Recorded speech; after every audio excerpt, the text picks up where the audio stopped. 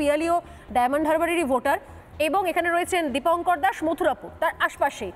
আমি একটুখানি শোনাবো যে যখন সন্ত্রাসের মতো ঘটনা ঘটে পুলিশের সহযোগিতা পাওয়া যায় তার জন্য কত লড়াই করতে হয়, এক এক করে শোনাই দীপঙ্কর। এখানে কথা হচ্ছে যে পুলিশি সাহায্য পাওয়া যায় কি না। দেখুন, এখানে আমি নিজস্বভাবে দেখেছি যে কিভাবে পুলিশের সাহায্য পাওয়া যায়। কারণ বর্তমান সময়ে যে পুলিশের যে নিষ্ক্রিয়তা, এখানে যে মডেল তোলা ধরা হচ্ছে যে ডায়মন্ড হারবার মডেলটা ডায়মন্ড হারবার না তুলে যদি এটা সন্দেশকারী তোলা হয় তাহলে মনে করি এটা বেটার হবে। আর সেকেন্ড কথা হচ্ছে যে পুলিশের যে নিষ্ক্রিয়তা, আমি ছোট্ট একটা ঘটনা বলি যে 2018 সালে পঞ্চায়েত ইলেকশনের ঠিক আগের দিন রাতে আমার বাবা মাকে মেরে দেয়, দুজনকেই মেরে দেয়। কেউ বা কারা তাদেরকে জ্বালিয়ে পুড়িয়ে মেরে দেয়। এবারে তার পরের দিন সকালে যখন আমি পুলিশ স্টেশনে গেলাম, পুলিশ স্টেশনে যাওয়ার পরে পুলিশদের ব্যবহারটা হচ্ছে এটা যে আপনি এসছেন, আপনি একজন ভিকটিম। আপনার বাবা মা কোনো রাজনৈতিক দলের সঙ্গে যুক্ত ছিলেন?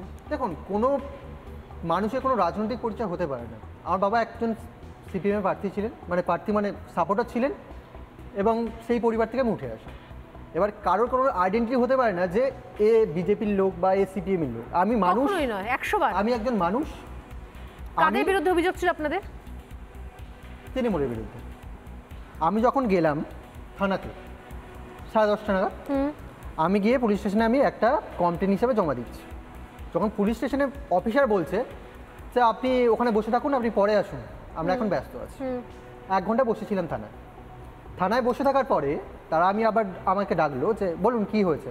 আমি বললাম স্যার এই ঘটনা ঘটেছে না, হয়তো আপনারা জানেন যে এই ঘটনা হয়েছে, আগের দিন রাতে আমার বাবা মাকে মেরে দেওয়া হয়েছে, তো আপনারা আমি যাদের বিরুদ্ধে অভিযোগ করছি আপনি একটা এফআইআর নিয়ে নিন।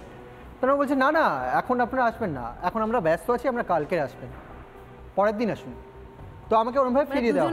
একজনের বাবা মা দুজনকে জ্বালিয়ে হত্যা করা হলো, তারপর হচ্ছে এই অবস্থা। কোন থানা এটা? কাকদ্বীপ থানার আন্ডারে। অসাধারণ। এবার আমি একটা বলছি যে একটা মানুষ যখন ভিকটিম হয়ে থানায় আসছে, থানার কি একটা পরিচয় যে সুপ্রিম কোর্টের গাইডলাইন্স আছে, কোনো পরিবার বা কোনো ভিকটিম যদি থানায় আসে তাকে তার অভিযোগপত্রটা নেওয়ার তার তাকে নিয়ে নেওয়া এবং তার বিরুদ্ধে যথাযথ ব্যবস্থা নেওয়া তার একটা প্রক্রিয়ার মধ্যে পড়ে। কিন্তু আমি যখন গেছিলাম, আমি নই, এরকম হাজার হাজার মানুষ থানায় যাচ্ছে কিন্তু তারা কোনো বিচার পাচ্ছে না।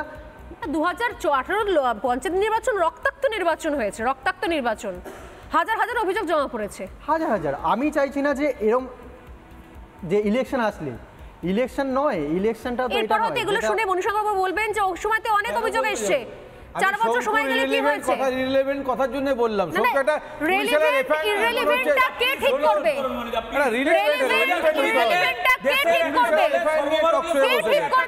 শুনুন, আপনারা কি এক সেকেন্ড হ্যাঁ দীপঙ্কর আপনি শেষ করে নিন। 20 টাইমস আমরা শুনেছি, শেষ করে নিন। আমি এখানে বলতে চাইছি না যে কে কোন সভাপতি বা কোন সভাপতি। একটা মানুষ হিসাবে যখন একজন থানার কাছে আসছে সেখানে কোনো প্রায়োরিটি হতে পারে না, উনি এমএলএ ইনি এমপি, আমরা সবাই মানুষ, আমাদের অধিকার আছে আমাদের বিচার প্রক্রিয়া পাওয়া। এবার কে এমএলএ কে এমপি কে সভাপতি এটা আমাদের দেখার দরকার নেই।